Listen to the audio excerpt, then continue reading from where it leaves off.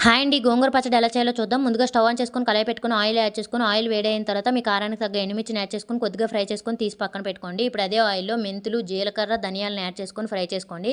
ఇవి కూడా కొద్దిగా ఫ్రై అయిన తర్వాత తీసి పక్కన పెట్టుకోవాలి. ఇదే ఆయిల్‌లో గోంగూరను కూడా యాడ్ చేసుకొని మంచిగా దగ్గరగా మగ్గించుకోవాలన్నమాట. ఇది మగ్గే లోపల మనం ధనియాలు పక్కన పెట్టుకున్నాం కదా! వాటిని మిక్సీ జార్‌లో యాడ్ చేసుకొని కొద్దిగా సాల్ట్ యాడ్ చేసి మెత్తటి పౌడర్‌లా చేసి పక్కన పెట్టుకోవాలి.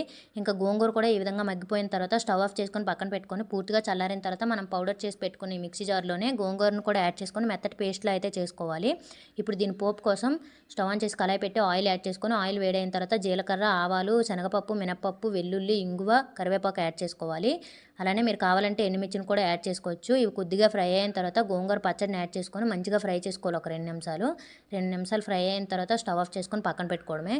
చాలా సింపుల్‌గా అయిపోయి ఈ గోంగూర పచ్చడిని మీరు కూడా ఒకసారి ట్రై చేసి ఎలా వచ్చిందో కామెంట్స్‌లో చెప్పేయండి. Thank you for watching. Bye bye. See you on next video.